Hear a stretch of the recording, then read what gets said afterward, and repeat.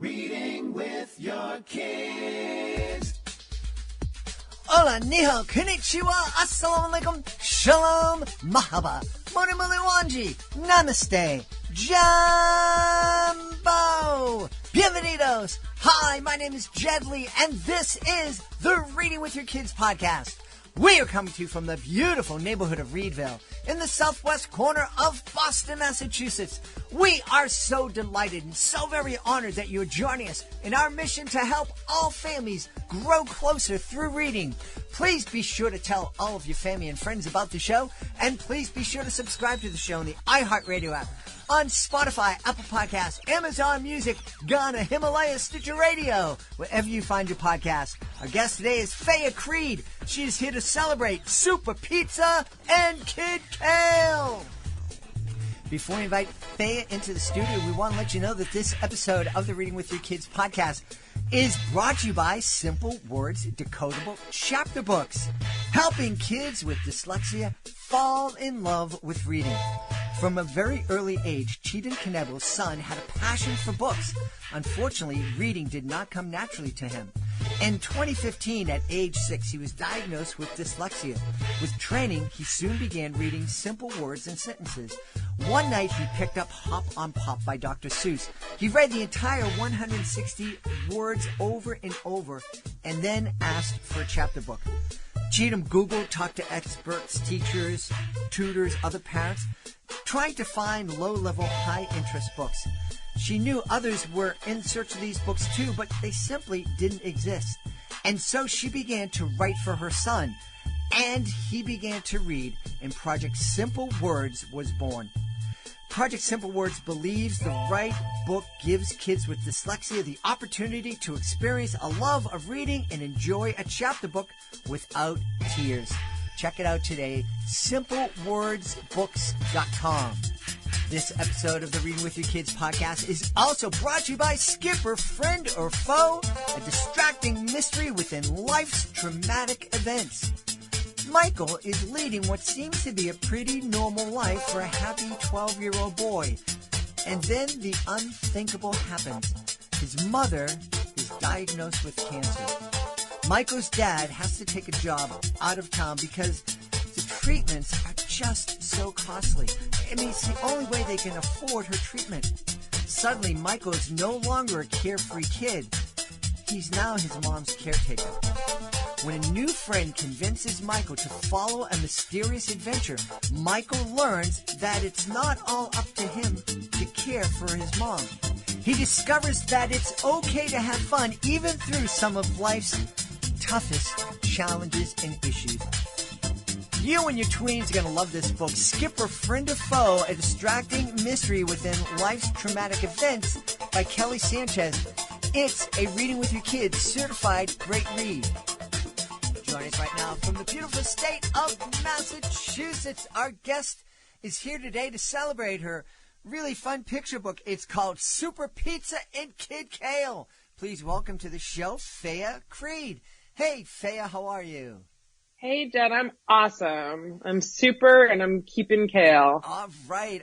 You know, when I first read the title of your book, I'm imagining a pro wrestling match. In this corner, Super Pizza, his opponent, Kid Kale. I am obsessed with that. I think that originally the story was going to be that there were more rivals and there was like a longer fight scene. There is a fight scene in here between the two of them when they hit the rocks a little bit on their friendship. But I love the idea of them wrestling, and I want to make them, if I get to do more stories with them, I want to like talk about what their other powers are. And wrestling moves, yes, absolutely. I love that idea. Sequel idea. So as I understand it, Super Pizza and Kid Kale, they experience some kind of metamorphosis at some point. Yes, their origin story is a classic one where a bunch of chemicals or foodstuffs and spices from a school cafeteria falls on them and mysteriously turns them into living, breathing pieces of food with superpowers. It's very comic book origin. It's very Marvel. It's very DC. It's very unexplained. But yes, they wake up and they're suddenly thinking and able to lift and things and fly. It's a magical moment. for both of them.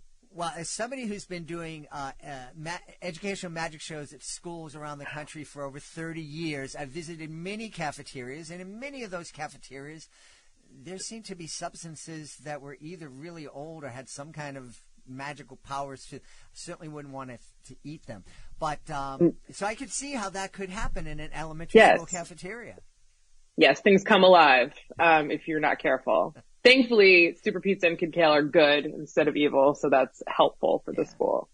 So where did the inspiration for the story come from? All of my best ideas come from my kids, who are way more creative than me. And this story came from my daughter when she was 4. She had an idea for a piece of pizza that wanted to be a superhero. And so I stole that idea from her. And the original concept was like, this is this superhero who really wants to help people, but they're a piece of pizza, so everyone tries to eat them. And I thought that was hilarious. Mabel was like, that's okay. That's my daughter. And then my son Harvey helped me develop it into a better story, which is the one that exists now, where people are not trying to eat pizza. They're just appreciating pizza. But I've always loved a takeoff of a superhero story. I think it's like The Tick when I was growing up, where it's like a superhero, but it's like a demented superhero. I think that's really fun. And I wanted to do that for this like new generation. I love that. A demented superhero. that just conjures up so many images in my mind. Same. I could write demented superhero stories for my entire life, but I'll try to diversify at some point. But I think it's the idea of people trying to do good, but it's not exactly good. It's like, why would you want to be a superhero? Like, why does Super Pizza and Kid Kale want to be superheroes? It's because they're good, and they're like, well, we've got these powers, we should do good things with them. But Super Pizza has an ego too. And I think part of their vibe is like, I love it when people love me, and that's why they're trying to do good things. And I think that's an interesting thing to think about. Yeah. You know, as you mentioned, why would anybody want to be a superhero? One of the thoughts that came to my mind is, why would anybody want to be a politician these days? It's I don't that's a whole thing. I sometimes sit around thinking like, what kind of personality it takes to be a politician. And I do think that you need to love the spotlight, and you need to really want to, I don't know, control people? I'm not sure. I think it's a very interesting, it's an interesting career choice. But so is being a children's book author. So who knows why any of us are doing any of the things we're doing. Well, you're committing your chaos in the privacy of your room with your laptop, and it seeps out after it's been edited and vetted and all that kind of stuff. That's the process. I like that. Yeah. I love the controlled chaos. And then I have some people that help me make it make sense. You know, I think that's one of the neat things about picture books is that you really can, because kids, when they're 5, 6, 7 years old, they really like chaos. I mean, I think part of the reason my kids loved having me as a dad is that sometimes I'd be just out of my mind. And they can really appreciate that. And I think chaotic picture books are what I loved reading with my kids. It was so much more fun. The nice, gentle, easy picture books, there's a beautiful place for them, and they're wonderful. But it's those crazy, chaotic books. I remember one of my son's favorite books was called Dogzilla. And it was just so preposterous and fun. And as a dad, as a reader, I just love those books. I agree. I do not write like sweet books, and I think that's because I really love to laugh, and that's what I liked to do when I was little. Like, I wanted to read things that were really silly and like very uncommon for my life, and I like characters that are not humans. Like, I think humans are great, but as a child, I was never like, yeah, what are these human issues they're dealing with? I'm like, I don't want to deal with any of that. Like, I wanted like the Little Fur Family. I wanted like these days Dogman, and I love Dogman, and I read those books myself, not just with my kids. And I do love like a chaotic, colorful world. It makes me feel happy and it makes me feel energized, which is what I think I write books for myself. I think I write books for myself as a child, which is what I try to do, to make it silly, to make it full of puns that are almost like terrible. So we can all just be sort of groaning together. And like, if there's like a sprinkling of heart in there, that's great. But I love chaos. So I think that, our kids are probably get along with each other. I feel like we're kindred spirits because you said that you love writing bad puns. And as a performer, as I'm on stage, I have to tell you, there's nothing more rewarding for me than being in front of an audience of 600, 700, 800 kids and saying a dumb joke and one person getting it. And that person is in the back of the auditorium and they're just making a mess in their pants, laughing so hard. Everybody else is like going, huh? What? And I love it. I love it. I love that too. There's the one person's always like, ha! I love that. I think it's really fun. I think that those are the moments where it feels like when I get to read the book to kids and some of the kids get it and some of the kids don't and some of the adults get it and there's just this nice moment between them when I read the line, I'm like, I was born bready. And I think it's so funny but also terrible. And there's something joyful about being like, this is really silly. Can we all just be silly together with this really, really silly pun, or bad wordplay or, we're just having a good time. I just want to have a good time, and not take this all very seriously. Yeah. Especially my story, which I care about very deeply, but I don't want to take it seriously. I just want to play, Yeah. I hear you. I think kids also really love it when you don't take yourself seriously. I mean, they have so many adults in their lives that are serious, and especially if you're in school, almost every teacher and administrator, and you might have the principal comes up, gives everybody a high five, but that when the high five goes down, he ain't messing around or she ain't messing around. And so to meet an author or a clown or a magician who comes in, it's just like going, hey, we're just here to have fun. I think kids really dig that. I think so too. I know I did. I appreciated it. School was really hard for me, from an early age. I did not get along really well. I was really shy. I struggled academically because I have dyslexia, and I felt like it was just a grind. It was not a great experience for me. And I didn't write for a long, long time because I felt like I was not smart enough to write. Cause I took a lot of those school can be really intense and very serious and competitive. And at least it was in the 90s when I was going to school. But that's why I like when I get to visit schools or just get to read the book to kids in bookstores or something, to show that writing doesn't have to be serious and it can be a joyful place and you don't have to be perfect, because I still misspell words all the time. I've still not got a good grasp of grammar because of my cognitive disability, and I'm happy that I can embrace it now, and be able to be amused by it. And making fun of my name, which means ugly in Spanish. I could never do that when I was younger. And now I do it. And I'm like, this is a badge of honor. What a gift to have such a silly name. It makes me happy. Yeah. And we just want to mention, Phaea's parents didn't intentionally name her ugly in Spanish. There's a Greek origin to that name. That's right. That's important. My poor parents. I can't imagine when they found out. But I love it now. I think it's great. I want to touch a little bit about growing up with dyslexia. And before we do, isn't it kind of backwards? I mean, here you are, you're an adult, you're a successful adult, you still struggle with dyslexia, but that's okay because you have a team behind you. As you're writing, you have editors, you have illustrators, you have graphic designers, so you have all these people behind you teaming up, helping you. But when you're in kindergarten or third grade, it was kind of you against the world. Your teacher was supposed to be on your team, but I'm imagining it a lot of times it felt like your teacher was just up there judging you.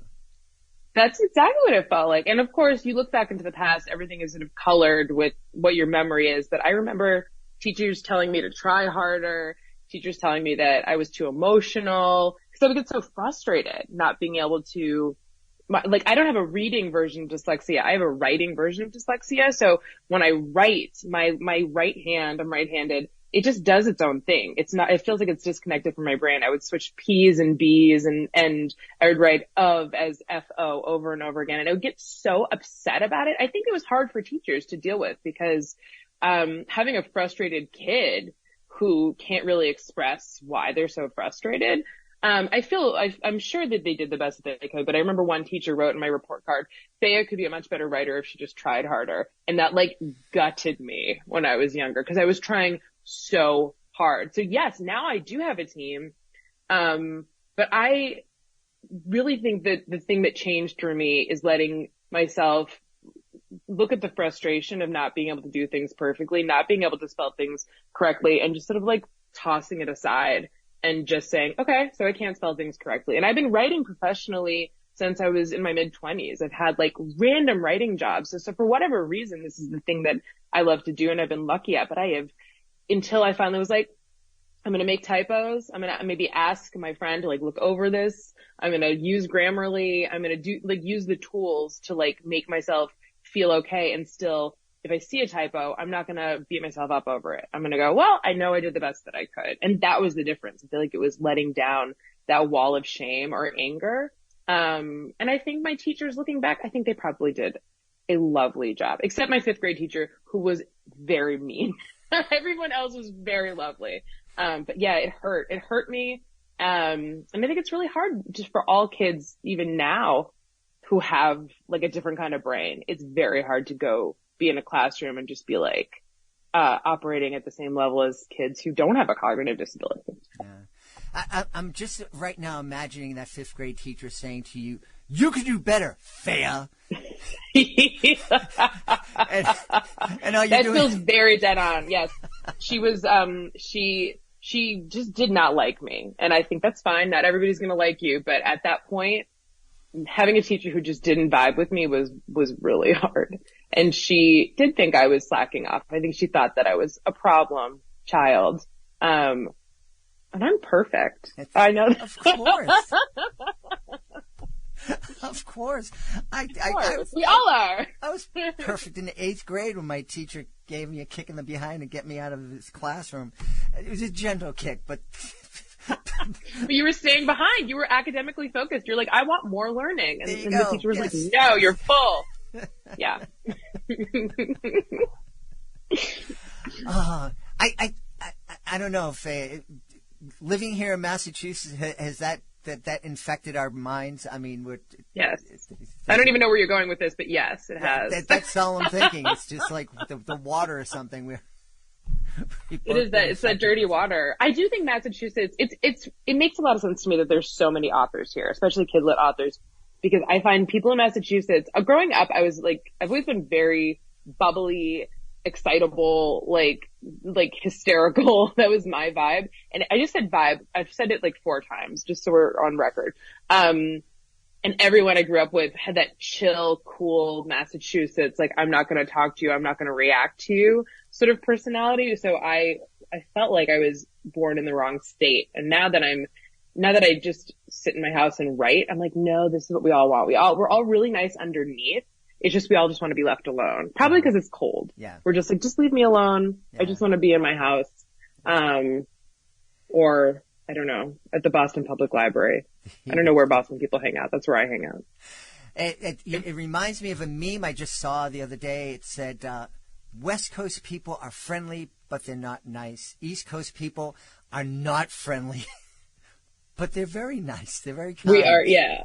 Underneath, yeah. But walking down the street, don't talk to us. Don't look at us. Yeah. We're very bristly. Mm-hmm. I think I was just waiting for the attack. I don't know why. Yeah. Probably because of the revolution.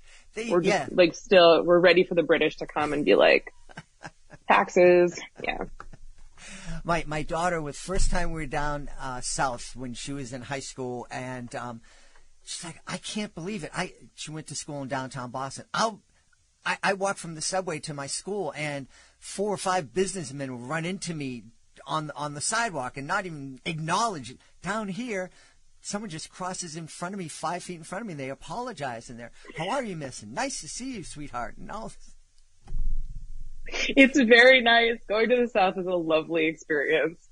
But it's that humidity, that heat. I don't know. There's nothing wrong with the South. I'm trying to think of something. I guess I like the cold. Maybe that's it. That's it. I'm just, we are just we're a mean-faced people up here, but we're, good underneath. We do seem to be. My niece said that to me not too long ago. She said, you have a very mean resting face. She goes, yeah. I know you're a loving person. We have so much fun together, but your resting face is just so mean. Yeah, same.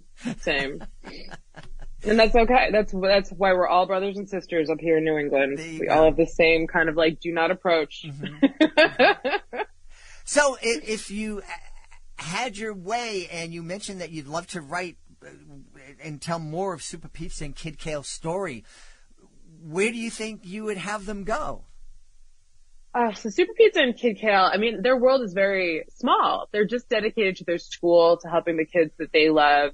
I think that makes sense to keep them in that world for a while longer. I really want to do something with a villain, like a true villain. I would love to do something with like a bad apple or a bad pineapple who sort of makes everyone in the school act rotten, especially because people with pineapples and pizza, it's all controversial. But opening up the world and bringing them to a couple places in town. The farmer's market, I feel would be a fun place. The supermarket would be a fun place. But I also wonder, maybe there's comfort foods from different countries that they could meet up with at a superhero food convention and find out how other people deal with popularity. That could be really fun. Yeah. Super borscht would be fun. Yeah, super borscht. You could also examine the devastation that happens every taco day and in school cafeterias. That's a really good call. Yeah. Terrified tacos that need Super Pizza and Kid Kale to protect them. Mm-hmm. I could see that being very dynamic. I think it's hard when you make food be alive, because you don't want it to be eaten, but then you're like, does this food want to be eaten? What does the heart of the food say? I think about that kind of stuff a lot. That's kind of scary. It is. Well, I think if your food is talking to you, don't eat it. That's a good rule. There you go. Yeah. Don't eat it, and go to seek psychiatric help. Yes. The voices are loud enough. Yes. Hey, there's a voice inside my head telling me that we should ask you where we can go to find out more about Super Pizza and Kid Kale and find out more about you. Well, that does not need psychiatric help, because there's definitely an answer to that. I have a website with all of my information and events that I go to. It is phaeacrede.com, PHAEACREDE.com. And I'm also on Instagram at Phaea Crede Books, and on Twitter for however much longer we get to be on Twitter, at Phaea Crede. Awesome. And I'm always posting silly things, we just posted a quiz about whether you are more Super Pizza or more Kid Kale, which I think is very fun. I'm very Super Pizza, which tracks. But all my very nice friends are Kid Kale. I have a feeling I'd be Super Pizza too. Although I'm lactose intolerant, so I don't know. Me too! And I can't have gluten. Sorry, pizza is a feeling. It's not necessarily, even if I can't eat it, I still love it. I hear you. Well, what a great episode this has been of the Reading with Your Kids podcast. We learned about Super Pizza. We learned about Kid Kale. We learned about you. And we learned how to say ugly in Spanish. Probably shouldn't clap on a podcast, but that's really funny. I'm glad that there's educational material along with the chaos. Absolutely. We've had a great time speaking to the author of Super Pizza and Kid Kale, Phaea Crede. Hey, Phaea, thanks so much for being with us. Thank you so much, Jed. This was awesome. Please be sure to join us for the next episode of the Reading with Your Kids podcast. Our guest will be Jess McEachen. He'll be here to celebrate the Lost Library. You don't want to miss it. It's a great conversation. Hey, please be sure to visit our website, readingwithyourkids.com. If you are an author, be sure to click the Authors Click Here button at the top of the page. Find out how we can help you celebrate your book with the world. If you are a parent, grandparent, or just somebody who loves kids' books, please be sure to click the Parents Click Here button at the top of the page to read our blog, sign up for our free online magazine, and learn how you can bring the Reading with Your Kids podcast and our Educational Magic Show to your community. I want to thank the folks who made today's show so wonderful. Of course, I want to thank our guest, Phaea Crede. Please be sure to check out Super Pizza and Kid Kale. Also want to thank our sponsors, Kelly Sanchez, author of Skipper, Friend or Foe, a distracting mystery within life's traumatic events. Also want to thank the folks over at Simple Words Decodable Chapter Books.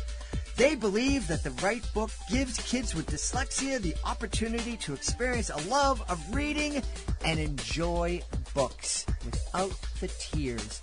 I want to thank my team, Fatima Khan, Rory Grady, Mirabella Q, Jordan Saley, Stephanie Davila, Skylar Strauss. I want to thank my beautiful wife for all the support she gives me. Most of all, we all want to thank you. Thank you so much for taking the time to join us today. And as always, thank you so very much for taking the time to make the world a better place by reading with your kids. I'll be looking for you in the next edition of the Reading with Your Kids podcast.